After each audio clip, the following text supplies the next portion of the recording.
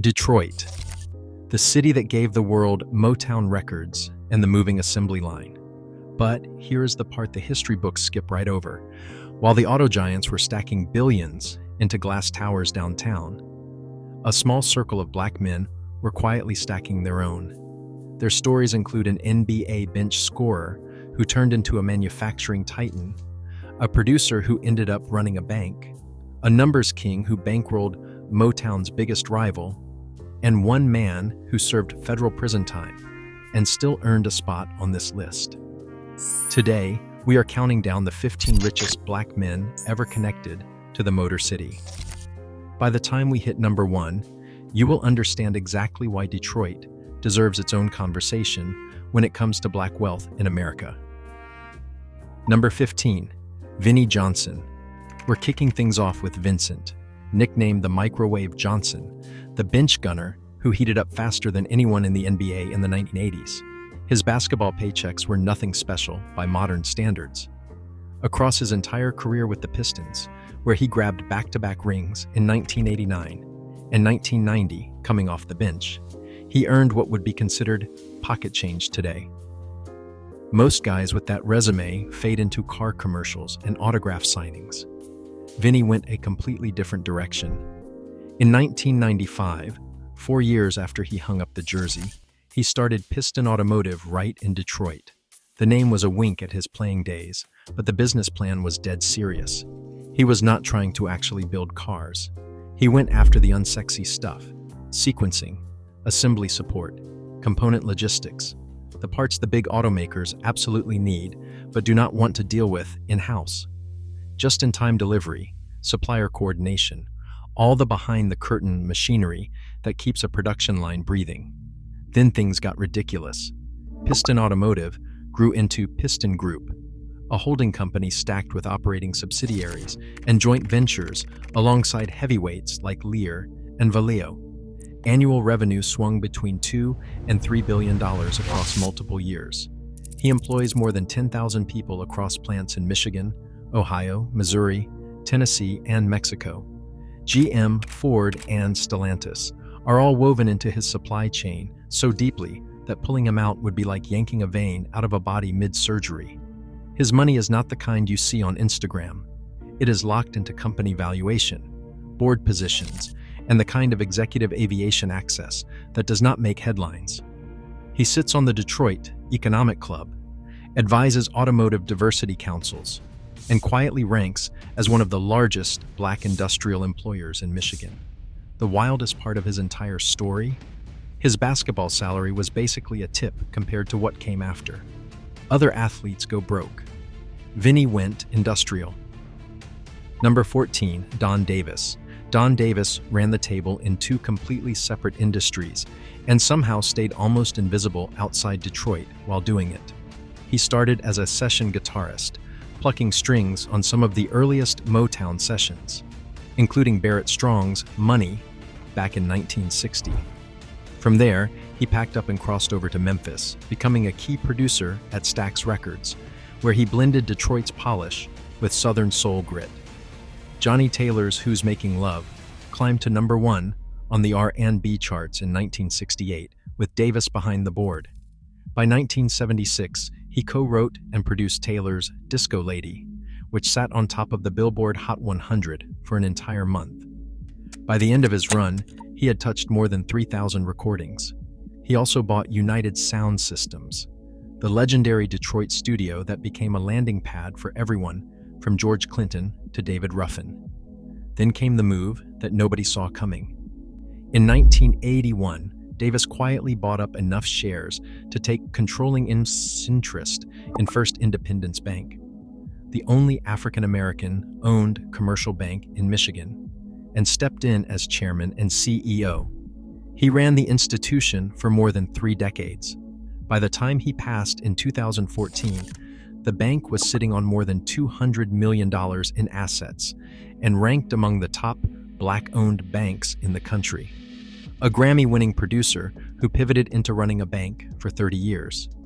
His wife, Kiko, still carries the majority stake, forward through the family foundation, meaning the wealth machine he built kept humming long after he was gone. He lived quietly in West Bloomfield Township, moved through the Detroit cultural circuit with zero noise, and became the kind of civic figure this city respects more than any flashy alternative. Number 13. Jalen Rose. Jalen Anthony Rose was born right here on January 30th, 1973. His father was Jimmy Walker, the #1 overall NBA pick from 1967. But Jalen grew up without him, raised by his mother on the West Side. That absence is the engine driving everything that came afterward. He went to Southwestern High School, captured 3 state titles, and rolled into Michigan as part of the Fab Five, the legendary group of freshmen who stormed into back-to-back national championship games in 1992 and 1993.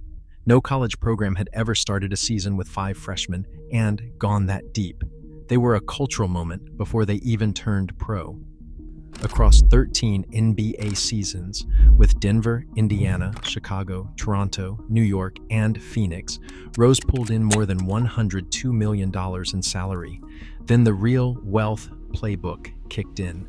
He moved into broadcasting at ESPN, where elite-level on-air contracts hit serious money, launched his own production and management company, and bought into prime Michigan real estate, including a lakefront estate worth around $2.3 million.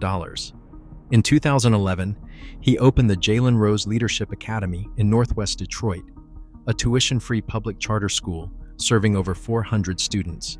Every single graduating class has hit a 100% acceptance rate into college, trade school, or the military. Not 90%, not 95%, a perfect 100%. His net worth lands somewhere around $50 million. His lifestyle includes premium Michigan real estate, courtside fixtures at NBA games, and a footprint that bridges sports, media, and education. The city built him, then he turned around and built it back. That feedback loop is what separates his story from almost everyone else on this list. John A. James Sr. is what invisible wealth looks like in real life. You have never heard the name, but if a car was built in Detroit over the last 40 years, his trucks probably hauled the parts that became that car. He launched James Group International back in 1975 as a small trucking outfit, coming up from working-class roots during a time when black tow operators were openly frozen out of the major freight contracts. He began by hauling automotive parts between supplier plants and assembly lines. The big shift came when he stopped thinking like a trucker and started thinking like a logistics architect. James Group International expanded into fleet operations, just-in-time scheduling, warehouse management, and full supply chain routing. They were not just moving boxes anymore. They were running the transportation nervous system for the Big Three's supplier ecosystem. Annual revenues swelled into the hundreds of millions of dollars. This is the kind of business where margins are thin, but stability is everything. Once you are sewn into a production schedule, you are nearly impossible to replace. Lose a logistics partner mid-cycle, and an entire assembly plant grinds to a halt. The company turned into a true family operation. His son, John James Jr., became a national political figure while still tied to the family business. The lifestyle markers line up exactly where you would expect: multiple properties in upscale Detroit suburbs, executive aviation access, and quiet regional philanthropy. Nobody is making a documentary about freight routes, but the money is just as real as anything in this city. Number 11. Rodney O'Neal. Rodney O'Neal might be the most powerful black executive Detroit's automotive sector has ever produced, and most people on the street could not pick him out of a lineup. He started at the General Motors Institute in Flint back in 1971, then earned a master's degree as a Sloan Fellow at Stanford. He grinded through General Motors manufacturing ranks for decades, taking engineering posts in Ohio, Portugal, and Canada before becoming the rare suit who survives a full corporate bankruptcy and walks out the other side stronger.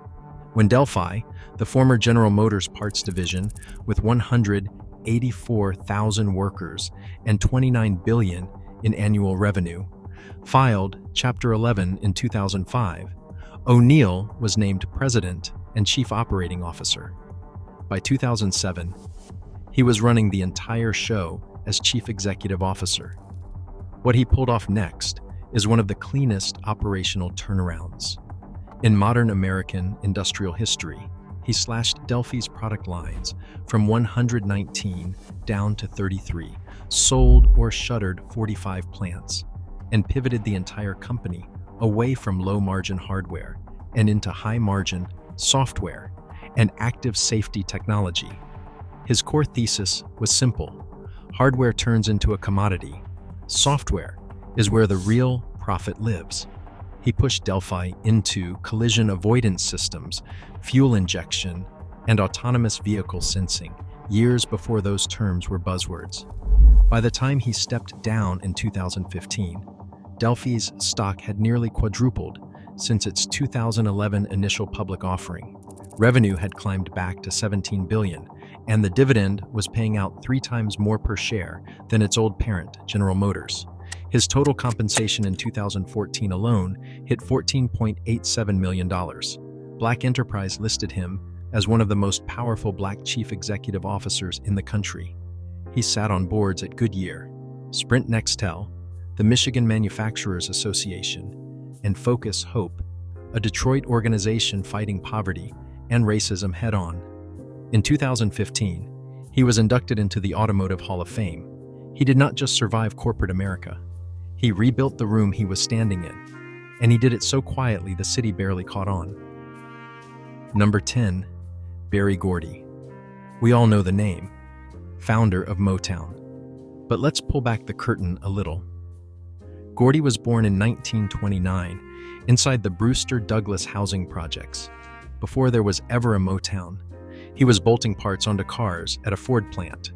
He ran a record store that flopped hard, and he tried his hand at boxing without much to show for it. Standard Detroit working-class hustle. Then, in 1959, he borrowed $800 from his family and started Tamla Records out of a house on West Grand Boulevard. That little house became Hitsville, USA. What makes Gordy special isn't just the music.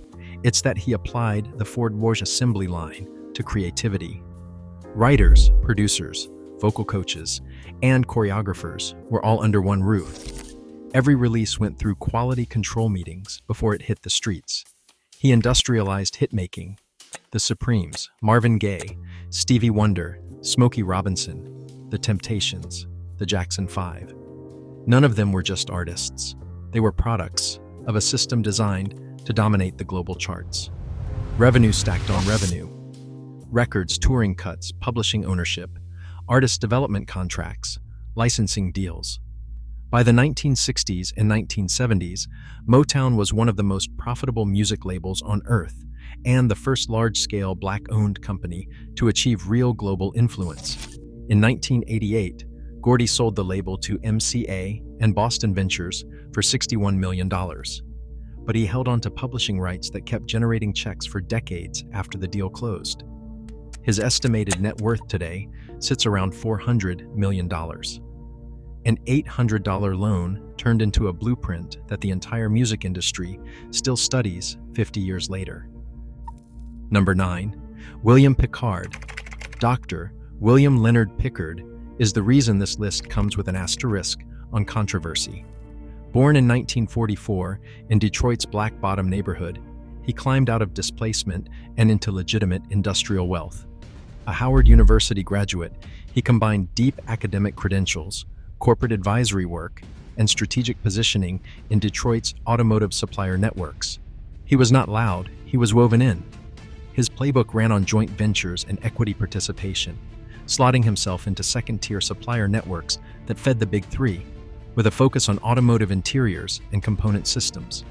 He partnered with established firms to slip past the structural walls black entrepreneurs ran into in heavy manufacturing.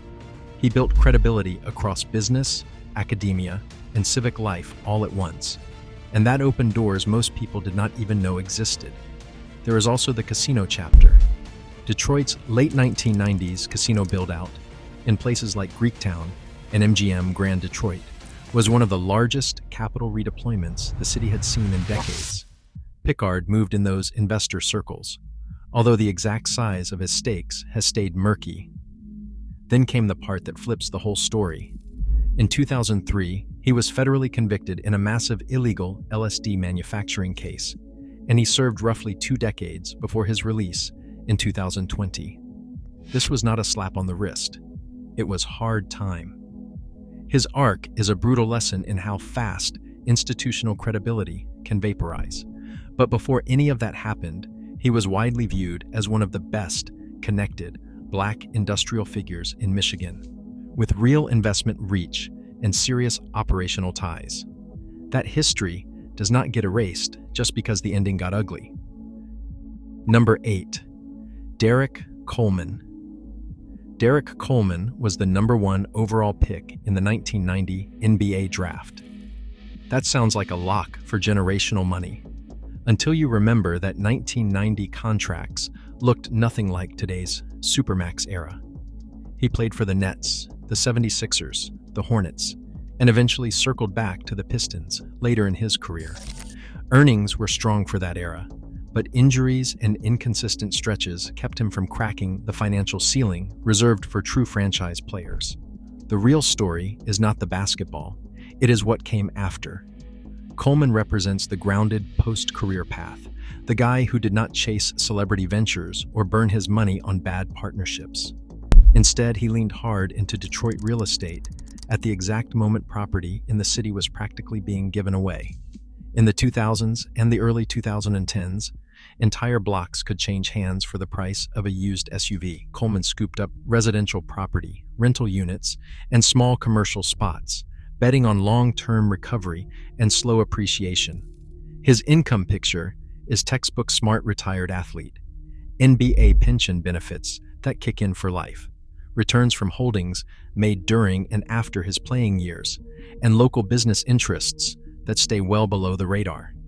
He stays connected to Detroit through youth programs and community work, but he is not chasing press tours or building flashy lifestyle brands.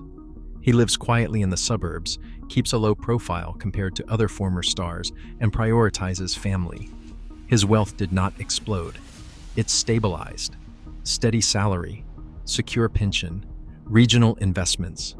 It may not be the most glamorous story on this list, but it is probably the most realistic blueprint for any athlete trying to make sudden money last a lifetime. Brian McKini is what happens when Wall Street puts on a hard hat.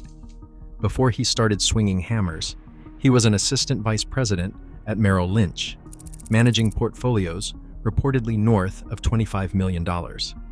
That finance background is the secret sauce. He did not approach construction like a tradesman. He approached it like a capital allocator, which is a completely different sport. In 2016, he founded Gayanga Company, a certified minority-owned construction and engineering firm.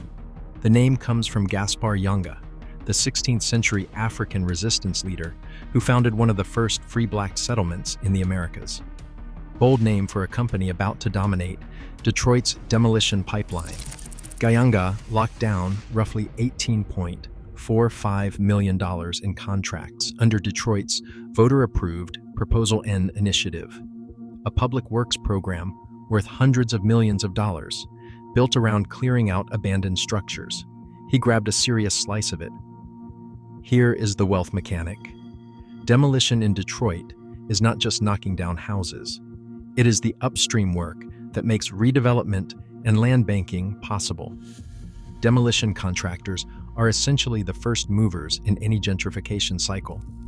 Gayanga handles eco-demolition, underground utility installation, excavation, land grading, and infrastructure prep. That is vertical integration that captures multiple revenue layers per single project. Green compliance carries premium margins around 15 to 25%, and minority business certifications unlock supplier diversity quotas that cities specifically set aside. McKini also chairs Journey, a workforce program training Detroiters in tech and skilled trades, and sits on committees at the Detroit Institute of Arts. He lives in Palmer Woods, where homes routinely cross the $2 million mark. Estimated net worth is around $20 million and climbing fast. He took a Merrill Lynch resume and a public works budget and turned them into a company that is literally redrawing the physical map of Detroit. Number 6. Eddie Wingate. Senior, known as Uncle Ed, he operated in a Detroit nobody talks about anymore. Black bottom. In the middle of the 20th century, when black entrepreneurs were locked completely out of formal banking and had to grow wealth through the alternative economy. His main business was running one of Detroit's biggest policy wheel networks, an underground numbers lottery moving heavy cash through low-income neighborhoods. The numbers economy worked on volume, thousands of small daily wagers, the house pulling 10 to 15% per cycle. At full scale, operations like his were believed to push millions every year, with some historical accounts placing his annual cash flow in the 8-figure range. His second pillar was the 20 Grand Supper Club and Hotel on West Warren Avenue. From the 1950s through the 1970s, it was one of Detroit's most iconic venues, hosting national touring acts and serving as a social hub for entertainers, athletes, and the local elite. It was a legitimate front, laundering deeper financial activity, straight out of the organized economy playbook. Then came the cultural twist that nobody expects. Wingate financed RICHEST Records and Golden World Records in the 1960s, two labels that were actually competing with Motown until Gordy bought them around 1968 for roughly $1 million. That deal handed over studios, artist contracts, and catalog.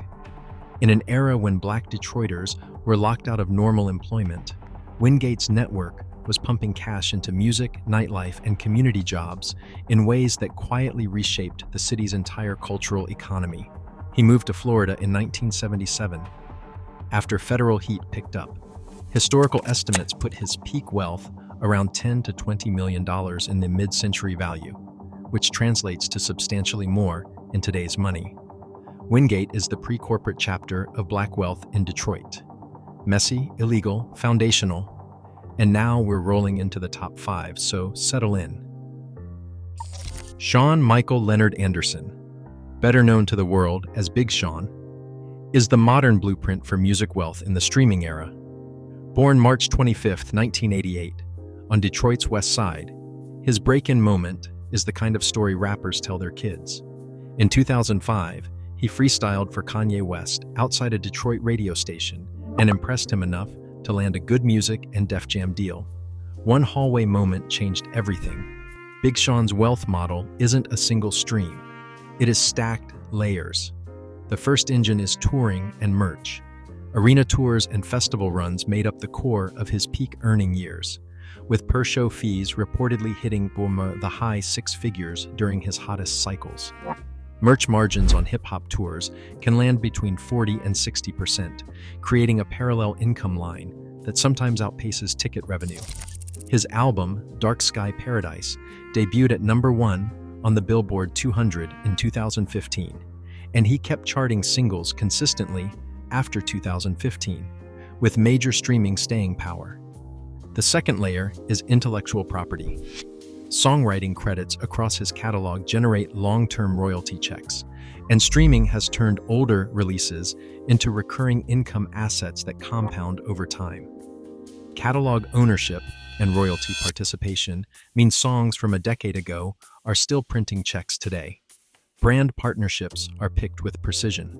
His Jordan Brand Association built long-term visibility and endorsement income, but he stayed away from mass commercial deals in favor of authentic youth culture credibility. Real estate fills out the portfolio. High-end Los Angeles property purchases function as wealth preservation, not primary income. He is also positioned in emerging lifestyle spaces through his Don Life branding and a few selective ventures around cannabis-adjacent culture. The Detroit connection is core to his entire brand. He keeps the city centered in his music and his public identity, throws major hometown shows, and funds education work, scholarships for Detroit students, youth mental health initiatives, and resource drives through his Sean Anderson Foundation. That Detroit tag is not decoration, It is a strategic pillar that strengthens his authenticity and locks in long-term fan loyalty. His net worth is estimated around $40 to $50 million based on touring, catalog, and brand income. The lifestyle lines up: premium Los Angeles residence, a luxury car collection that includes Rolls-Royce tier vehicles, courtside NBA appearances, and international travel tied to sneaker and fashion culture. Number 4. Tom Gores. Tom Gores wasn't born in Detroit, but Detroit is where his story lives, and his wealth sits in a completely different stratosphere from everyone else on this list, except the man we'll meet later. Born in Nazareth, Israel in 1964, Gores moved to Michigan as a child when his family settled in Genesee Township, just outside Flint.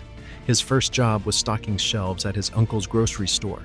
He graduated from Michigan State in 1986 with a degree in construction management, then worked his way through corporate America before pulling the trigger on the move that changed everything. In 1995, he founded Platinum Equity in Beverly Hills, a private equity firm built on a simple but brutal model: buy underperforming companies, fix them operationally, and let returns compound across decades. Platinum Equity now manages around $47 billion in assets. The portfolio has rolled through names like Ingram Micro, McGraw-Hill, and major consumer brands. 5 out of 6 of Platinum's long-running funds have landed in the top quartile of industry performers, with internal rates of return in the mid to high 20%. That means a typical Gores fund nearly triples investor money over its life cycle. That's not luck. That's engineering. In 2011, Gores bought the Detroit Pistons for $325 million, a price that Crane's Detroit business at the time called a shocking bargain.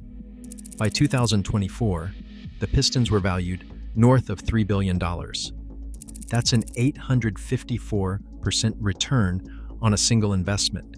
He later picked up a 27% stake in the National Football League's Los Angeles Chargers in 2024. His net worth, according to the most recent Forbes estimates, sits around $9.4 to $10 billion. Now here's the part of the story that needs to be told straight. Gores is not black. He's an Arab-American businessman of Greek and Lebanese descent, raised in Michigan and embedded in Detroit's civic and economic fabric for over a decade. He's included on this list because his ownership of the Pistons, his investment in Detroit infrastructure, the $10 million he raised through Flint Now during the water crisis, and his sustained backing of organizations like the Jalen Rose Leadership Academy make him one of the most consequential figures in the city's modern economic story. If we're telling the full truth about wealth that has shaped Detroit's black community, Gores has to be in the conversation. Even though he sits outside the racial frame this list is built around, his lifestyle is firmly billionaire tier: a Holmby Hills mansion in Los Angeles, private aviation, and a high-profile presence at major sporting events. But the actual flex is the platinum track record. He built a $10 billion empire that started with stacking cans on a grocery store shelf in Genesee. Number 3, Dave Bing. Dave Bing is Detroit royalty, and not just because of his Hall of Fame resume as a point guard. Born in 1943, Bing played in the NBA from 1966 to 1978, spending most of those years as a Pistons star and scoring leader. He was one of the very first NBA players to successfully transition into heavy industry ownership, which sounds dry until you understand how rare and difficult that move actually is. In 1980, right after stepping away from basketball, he founded Bing Steel. This was not a vanity move or an endorsement gimmick. It was a real industrial operation focused on steel processing and supply during a time when Detroit was still a manufacturing engine. Steel feeds directly into automotive production, which meant Bing was plugging straight into the same industrial bloodstream that built the city. Bing Steel specialized in slitting, processing, and manufacturing support services for automotive clients and industrial buyers who needed precision steelwork. The wealth mechanic here is straightforward but incredibly powerful. Long-term supply agreements tied to production schedules generate stable, recurring revenue. It is low visibility and high stability, the kind of industrial wealth that does not make magazine covers, but throws off serious cash flow year after year. Bing Steel grew into a respected supplier across Detroit's manufacturing world, employing local residents and staying economically committed to the city long after his playing career was over. Then in 2009, Bing was elected mayor of Detroit and served during one of the most punishing financial stretches in the city's history. We are talking the pre-bankruptcy crisis years, when Detroit was functionally insolvent and standing on the edge of total collapse. His time in office put him at the center of brutal budget cuts, service reductions, and political chaos that would have broken most people. His Detroit legacy is enormous. He built a company that hired locally, stayed planted in the city when most people were running for the suburbs, and stepped into civic leadership during a historic crossroads. His lifestyle includes a high-end, suburban Detroit home, a classic car collection, and a long-standing presence in business and civic leadership circles. He is not in the billionaire bracket, but his combination of athletic greatness, industrial entrepreneurship, and political leadership during a crisis makes him one of the most important sports-to-business stories this city has ever produced. Bing did not just stack money in Detroit. He helped hold the city together when it was coming apart at the seams. If Dave Bing is Detroit royalty, then Isiah Lord Thomas II is the king who built the entire court. Born in Chicago in 1961, Thomas was drafted second overall by the Pistons in 1981 and spent the next 13 seasons becoming one of the most ferocious clutch performers the NBA had ever seen.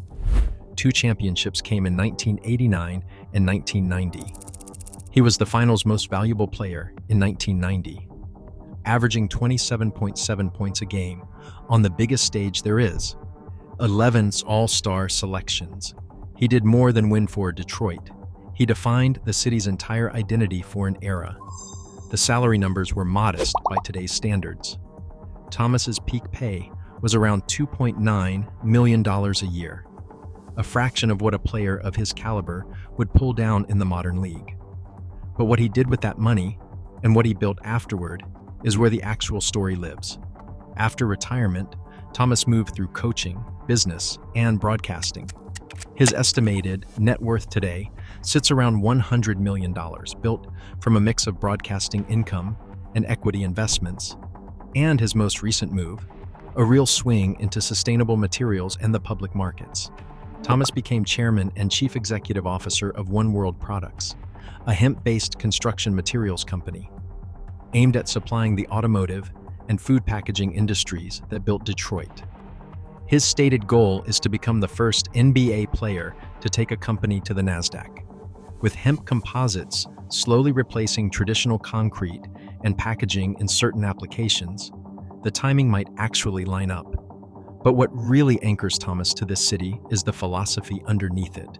He talks openly about watching wealthy families pass stock down to their kids every holiday, compounding value across generations, and wanting to build that same engine for Black families who have historically been locked out of capital markets.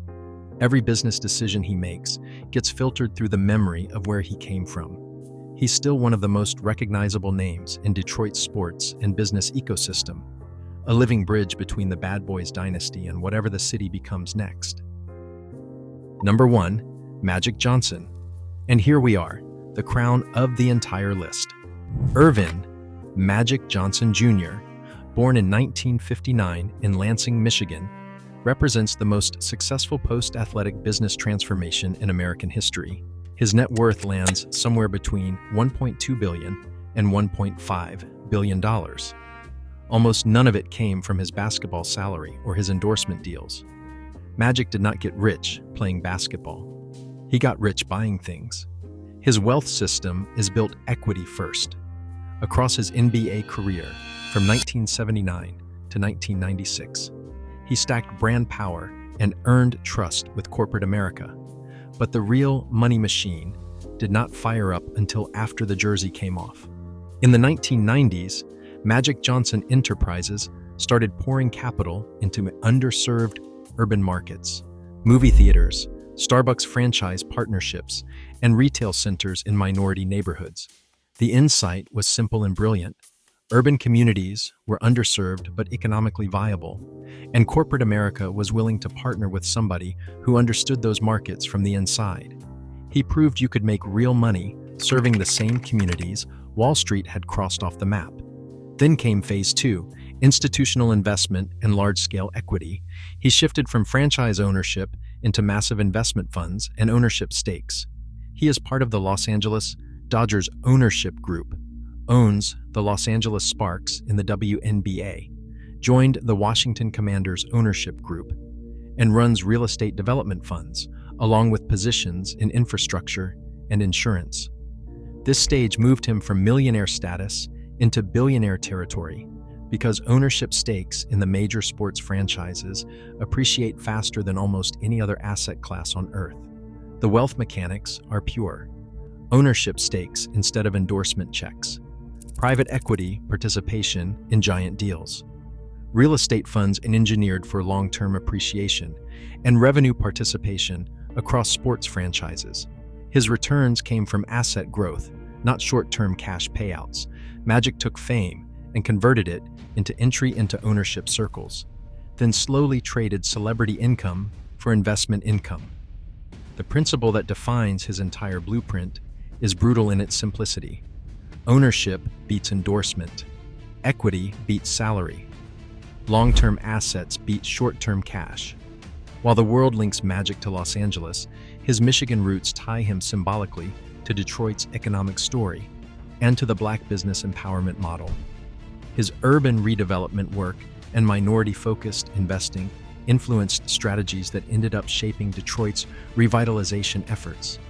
He has stayed plugged into Michigan philanthropy through the Magic Johnson Foundation, health awareness work, and youth and education programs.